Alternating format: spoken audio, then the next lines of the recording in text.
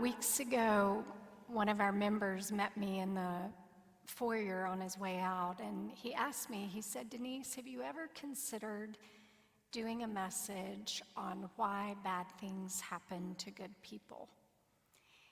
And I said, "No, I haven't." I said, "But I'll pray about it." So I did, and here we are today.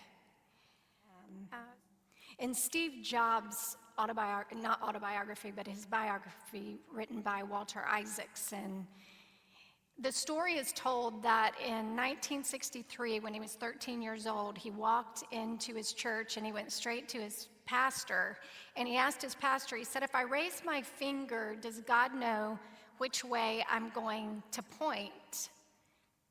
And he said, "Yes, Steve, God knows everything." And then he held up the cover of Life magazine, and there were 2 starving children on the cover, and he said, "Well, does God know about this?"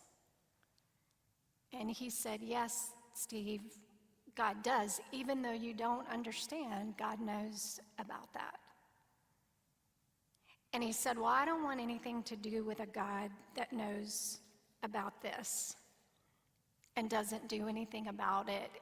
And it's told that he never went back to church again after that conversation with his pastor.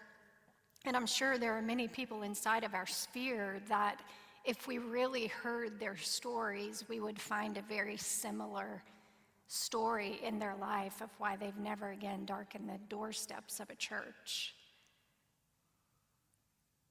But I can't help but wonder, inside of a congregation like this, if some of us have experienced our own places of pain. And maybe even though we come to church, we can still navigate life as the walking wounded, if you will.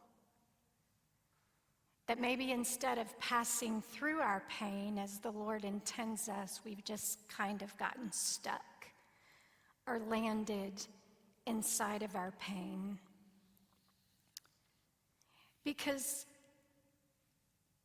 we have yet to surrender our full faith to God when we choose not to walk through the pain, and instead we choose to land in the pain. And I hope today we'll understand that where there is not full surrender, brokenness can remain.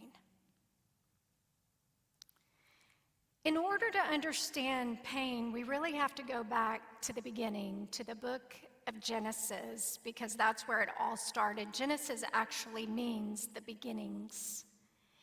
And when we find God creating in the beginning of Genesis, we know that he created this beautiful place called Eden.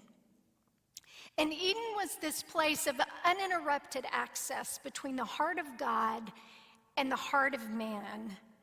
It was a place where there was no veil between what happened on earth and what happened in heaven. Adam could experience God walking with him in the cool of the day, and there was this extravagant beauty there, and there was this unadulterated peace there. But Eden was also known for what wasn't there. There was no death in Eden. And there was no adultery in Eden.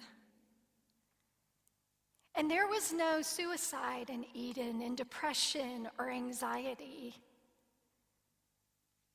There was no division in Eden. There was no church splits in Eden. There was no gossip in Eden or false accusation.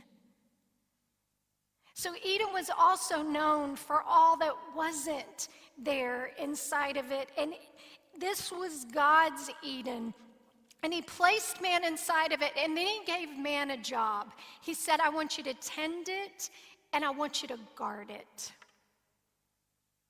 I want you to protect it, Adam." And yet in one moment of sin, when Adam and Eve chose to believe a lie about God that Satan brought to them, and they moved towards their self-sufficiency and what their flesh desired, the ease of Eden was broken, and And this is where we live. We live in this in-between moment, and in that moment, everything changed. Animals changed. No longer did the lion lay down with the lamb. Now they became predators of each other. Creation changed. We know now that creation itself groans and moans and longs for the redemption of its own story. Have you ever considered the fact that creation, that the earth remembers Eden? And so it longs for what it remembers, and man changed. Now instead of tending, we toil. Now we grasp for control with one another, and we experience fear and shame and brokenness and things that God never desired us to know, because sin broke Eden.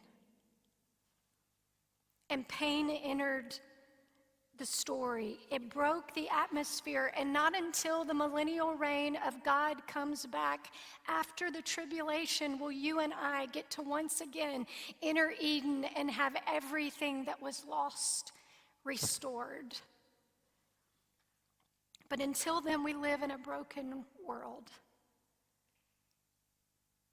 But remember this, it's a broken world God did not want us to know.